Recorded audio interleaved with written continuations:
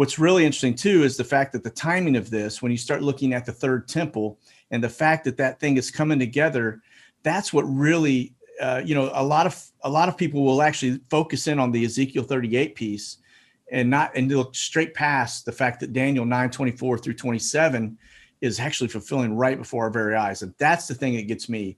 So if there's ever one place in prophecy where you can stick a stake in the ground and go, no joke, this is it, it is that, right? There's always been wars. There's always been alignments and strategies.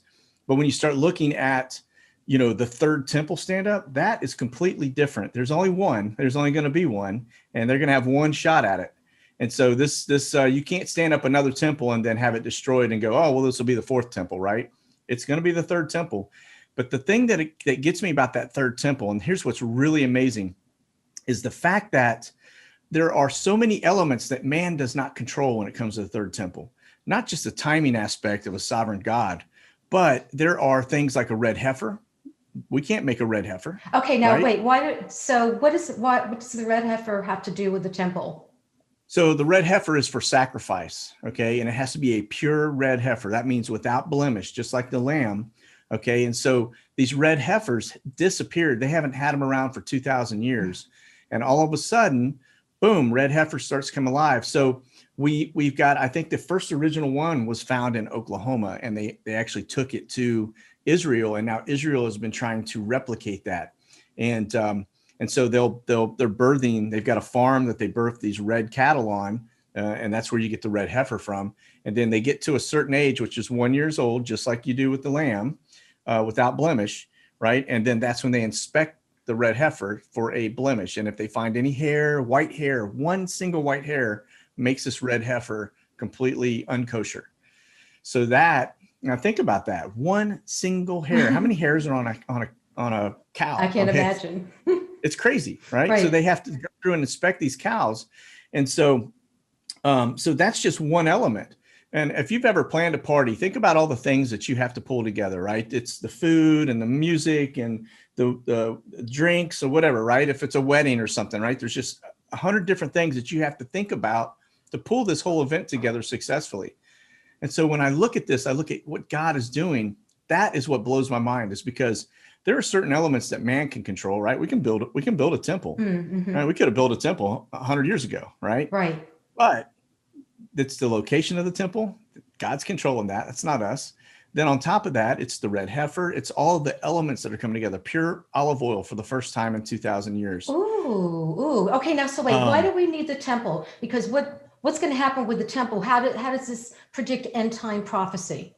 Well, so what's going to happen is in Daniel 9:24 through 27, there's going to be a peace agreement that is signed by the Antichrist. And then during that time, that's going to kick off your 7-year tribulation period. And during that time, they're going to stand up a third temple. And the third temple is where the Jews will begin to conduct a sacrifice again, right? And so they will basically start sacrificing the red heifers. And then on Passover, I imagine they'll do lambs. Okay. And then, but the significance of that is at the 3.5-year mark, the Antichrist breaks that peace covenant that he signed, and he puts himself on that temple and declares himself as God. And that is where it all breaks loose. So at the end of that 7-year period, Jesus returns. That's the second coming. And so once that starts, that peace agreement gets started, and you go into that 7-year tribulation, the clock is ticking, and it will be a true 7 years, hardlined.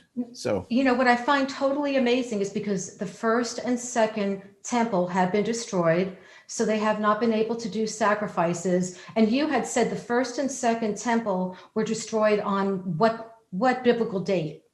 The 9th of Av, right? Both of them. Right, the 9th of Av. And so all these thousands of years, we haven't had the third temple yet, but it's now converging now. Now, tell me about this olive oil that they need for the temple too.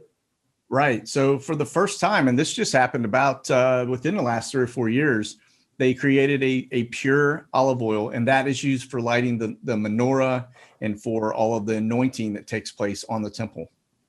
So that's kind of crazy when you think about pure olive oil. You think, man, how long we've been producing olive oil forever. Yeah, really. Like, how is this one not? How does it? I don't know how I don't understand the process of why that is so pure versus not being pure in the past. So that piece. Then there's also a blue snail that has resurfaced.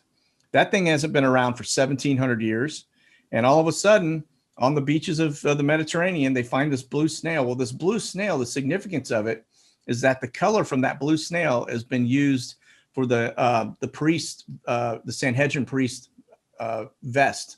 It is a specific blue, and that is. And if you know anything about the way the priest and all of their ornaments and the things that they wear, there's no fuzz. Like they don't deviate from anything. They use the specific one that was done from day one that they were directed to, and it goes all the way back to the first temple.